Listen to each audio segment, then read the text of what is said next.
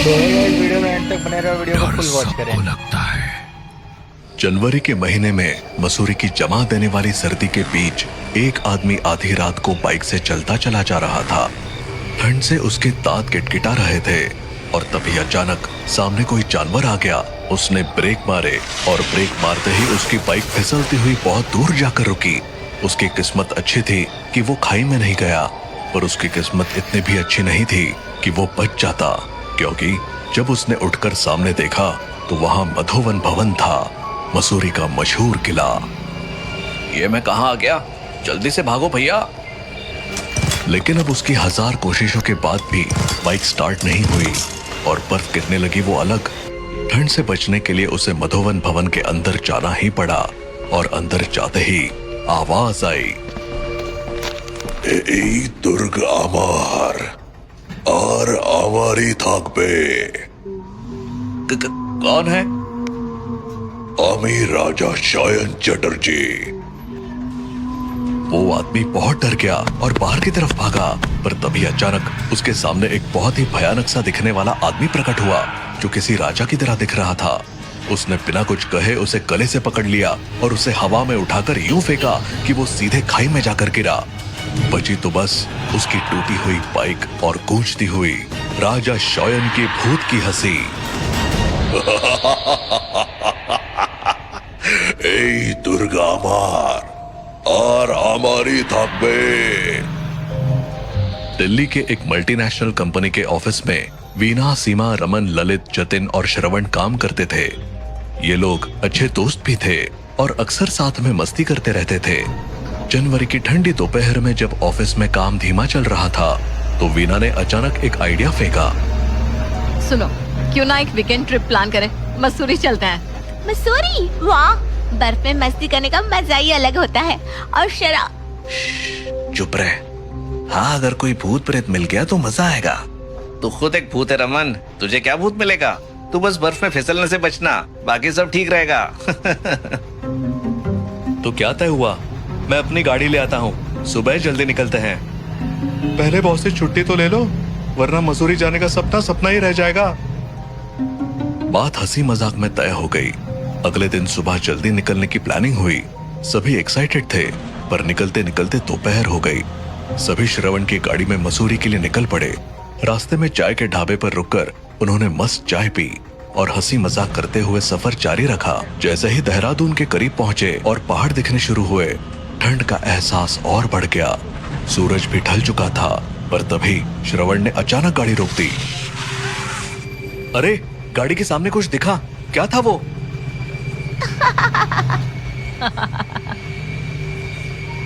क्या कुत्ता या कोई और जानवर? अरे नहीं, वो इंसान जैसा कुछ था। इंसान? हाँ, तो इसमें गाड़ी रोकने वाली क्या बात है? इंसान जैसा कुछ, पर इंसान नहीं। उसके 4 हाथ और 4 पैर थे। What? What? रुको, मैं देखता हूँ।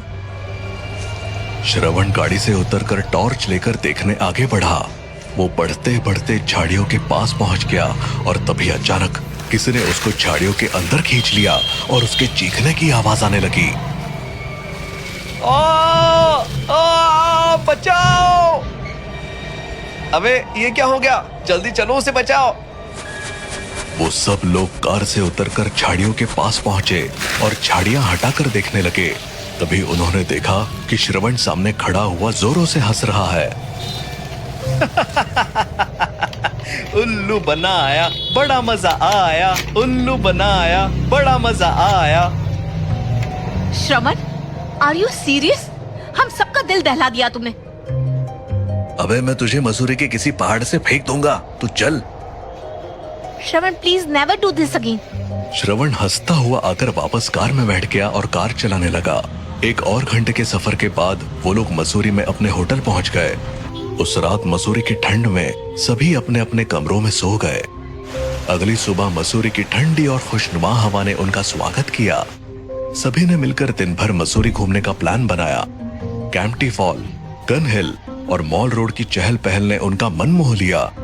हंसी मजाक और फोटो खींचते हुए दिन कैसे बीत गया पता ही नहीं चला। शाम को होटल लौटते समय सीमा बोली, तुम लोगों को पता है मसूरी में एक जगह है मधुवन भवन। ये किला कोलकाता के राजा शोएन चटर्जी ने बनवाया था। मैं कोलकाता से हूँ इसलिए मुझे इसके बारे में पता है। मधुवन भवन, वो तो बहुत डरावनी जगह है। मैंने सुना है कि वहाँ कई लोग गायब हो चुके हैं। तो फिर तो जरूर जाना चाहिए, डर में ही तो मजा है। तू हमेशा ऐसी बात क्यों करता है श्रवण? लेकिन वहाँ जाना खतरनाक हो सकता है। अरे डरपोक मत बनो, चलो ना थोड़ा रोमांच करते हैं। श्रवण, सीमा और जतिन जाने के लिए तैयार थे, जबकि रमन, वीना और ललित मना कर रहे थे। आखिरकार सबको वहां जाना ही पड़ा। मधुवन भवन तक पहुंचते पहुंचते अंधेरा घिरने लगा था। ये तो खंडर जैसा लग रहा है, यहाँ आने का कोई मतलब नहीं है। चलो वापस चलते हैं। अरे तुम इतना क्यों डरते हो? अंदर चलो, कुछ नहीं होगा। शायद हमें कुछ इंटरेस्टिंग मिल जाए। तुम लोग पागल हो क्या? सीमा और श्रवण ने सबको जबरदस्ती अंदर खींच लिया। खंडहर के अंदर जाने के जरा ही देर बाद चारों तरफ घना अंधेरा छा गया और कुछ अजीब सी आवाज सुनाई देने लगी। ये कैसी आवाज है? क्या कोई और भी है यहाँ? मुझे तो ऐसा लगता है कि यहाँ कोई आत्मा है। बस शुरू हो गए तुम। अचानक किसी के भागने की आवाज आई। सभी उस आवाज के पीछे भागे। थोड़ी देर में उन्होंने देखा कि एक कपल वहां छिपा हुआ था। ओहो, तो ये था भूत। प्यार करने का एकदम सही ठिकाना चुना है। हम तो यहाँ शांति से बस वक्त बिताने आए थे। सब हंसने लगे और माहौल हल्का हो गया। लेकिन तभी वीना ने महसूस किया कि वो अकेली है। उसने चारों तरफ देखा, लेकिन उसके दोस्त कहीं नहीं है। अरे ये लोग कहाँ चले गए? जरूर मुझे डराने का प्लान कर रहे होंगे। काफी देर तक ढूंढने के बाद भी जब कोई नहीं मिला तो वीना घबरा गई। वो बाहर जाने लगी, लेकिन जैसे ही उसने खंडहर के बाहर कदम रखा, उसने पीछे मुड़कर देखा और चौंक गई। खंडहर अब एक शानदार महल में बदल चुका था। महल की नई नवेली दीवारें और जगमगाते झूमर उसे घूर रहे थे। ये कैसे हो सकता है? ये तो खंडहर था। मैं कहाँ आ गई हूँ? डर से पागल होकर वीना खाई की तरफ भागने लगी, लेकिन तभी पीछे से किसी ने उसे पकड़ लिया। कौन हो तुम? मुझे छोड़ दो मुझे। अरे शांत हो जाओ, हम हैं। वीना ने पलट कर देखा, वो उसके दोस्त ही थे। कुछ नहीं है यार, आराम से बैठो। ठंड बहुत बढ़ रही है, आग जला दो। थोड़ी गर्मी मिल जाएगी तो सही लगेगा। ठीक है, मैं लकड़ियां इकट्ठा करता हूँ। लकड़ियां इकट्ठी कर आग जलाई गई। सब लोग आग के पास बैठकर अपने डर को दबाने की कोशिश कर रहे थे। ठंडी हवा के बीच आग की लपटें राहत दे रही थी। थोड़ी देर बाद जतिन ने झिझकते हुए कहा, भाई मुझे जरूरत है यार, मैं अभी आता हूँ। अरे जल्दी लौट आना, ये जगह वैसे भी ठीक नहीं लग रही। जतिन, अकेले मत जा, कहीं भूत पकड़ ना ले। जतिन मुस्कुराते हुए किनारे की ओर चला गया, लेकिन कुछ ही पलों के बाद एक खौफनाक चीख गूंज उठी। ये जतीन की आवाज है। अरे वो मजाक कर रहा होगा। नहीं, उसकी आवाज में कुछ था। चलो देखते हैं। सब लोग घबराते हुए आवाज की दिशा में भागे। पीछे वाले हिस्से में पहुंचकर जो देखा, उसने उनके होश उड़ा दिए। जतिन जमीन पर नहीं बल्कि हवा में लटका हुआ था। मुझे बचा लो, प्लीज मुझे बचा लो। उसके चेहरे पर खौफ साफ दिखाई दे रहा था। तभी अचानक किसी अदृश्य शक्ति ने उसे खाई में ढकेल दिया। उसकी चीखें अंधेरे में गूंजती रही और फिर सब कुछ शांत हो गया। मैंने कहा था ये जगह सही नहीं है, चलो यहां से भागते हैं। पर जतिन को ऐसे कैसे छोड़ दे? वो मर चुका है, यहाँ से निकलो। अचानक चारों तरफ अजीब आकृतियां दिखने लगी। मरे हुए लोग उनकी ओर बढ़ रहे थे।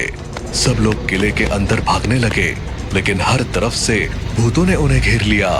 तभी उन्होंने देखा जो आग उन्होंने जलाई थी वो उनकी ओर बढ़ रही है।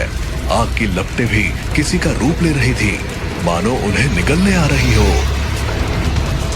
रुक जाओ, आगे मत बढ़ो।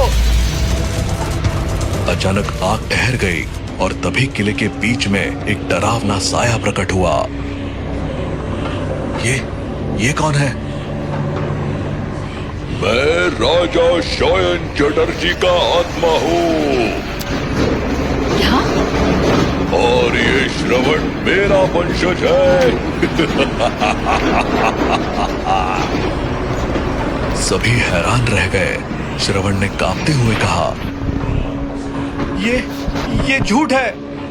तू मेरा वंशज है और मेरे लिए शिकार लेकर आया है। भूत की बातें सुनकर सबका खून जम गया।